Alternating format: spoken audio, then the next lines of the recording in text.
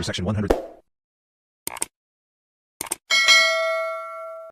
আচ্ছা, তুই হেলিকপ্টার চালাতে গিয়ে অ্যাক্সিডেন্ট করলি কিভাবে? প্রচন্ড শীত করতেছিল, তাই পাংখা বন্ধ করে দিছিলাম। আচ্ছা বল্টু সাহেব, শুনুন, গতকাল আপনার পাশের বাড়িতে বোমা হামলা হয়েছে, আপনি কি কিছু শুনেছেন? না স্যার, পাশের বাড়ির মানুষের চিৎকার আর বোমা হামলার আওয়াজে আমি কিছুই শুনতে পাইনি।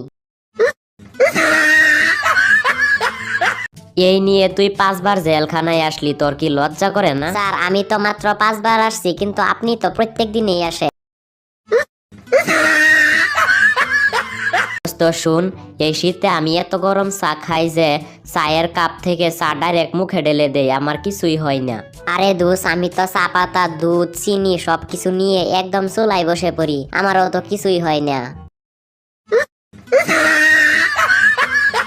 আচ্ছা স্যার, একটা পোস্টার দেখলাম, আপনারা কয়েকজন সন্ত্রাসীকে খুঁজছেন। ইয়েস, আপনি যদি ওদেরকে কখনো দেখতে পান তাহলে আমাদেরকে জানাবেন। আচ্ছা, আপনারা কি সত্যি সন্ত্রাসীদেরকে ধরতে চান? হ্যাঁ। তাহলে ফটো তোলার সময় 5টায় তোর ফাঁসি হবে। কিন্তু আমি তো সকাল 5টার আগে ঘুম থেকেই উঠি না।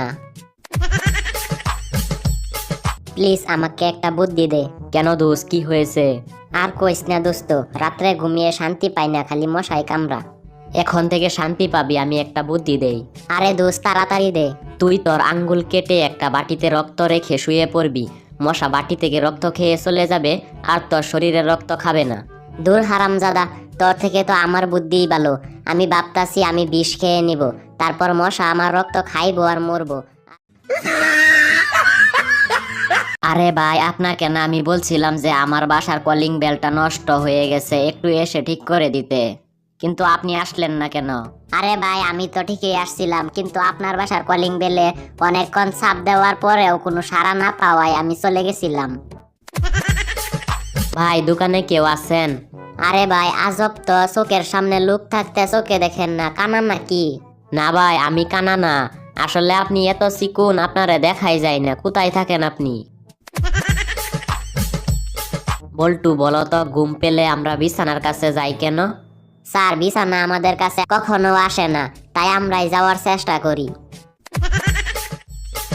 শুনুন, 10,000 টাকা বাড়ি ভাড়া দিয়ে আপনাদের এই বাসায় আমি থাকতে পারবো না। প্রত্যেক দিন রাত্রে আপনার বাসায় আমাকে ইঁদুরের যুদ্ধ দেখতে হয়। আরে মিয়া, 10,000 টাকা বাড়ি ভাড়া দিয়া আপনি ইঁদুরের যুদ্ধ দেখবেন না, তাহলে কি হাতির যুদ্ধ দেখবেন নাকি? বল্টু, বলো তো, একটা খোলা স্থানে যদি কিছু স্বর্ণ রাখা হয় তাহলে সেটার কি হবে? আমাদের মতো কিছু চোরেরা সেটা চুরি করে বেচা কিনা বড়লোক হয়ে যাবে। আচ্ছা বল্টু, তুমি নকল করছিলে কেন? কই স্যার, আমি কখন নকল করলাম? তোমাকে লিখতে বলেছি মানুষের বুকে কয়টা হাড় থাকে, আর তুমি শার্টের বোতাম খুলে বুকের হাড় গুনছিলে, এটাও এক ধরনের নকল।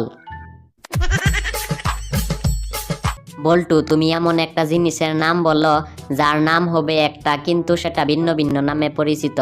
স্যার, চুল। আচ্ছা, তা বলো তো কি কি?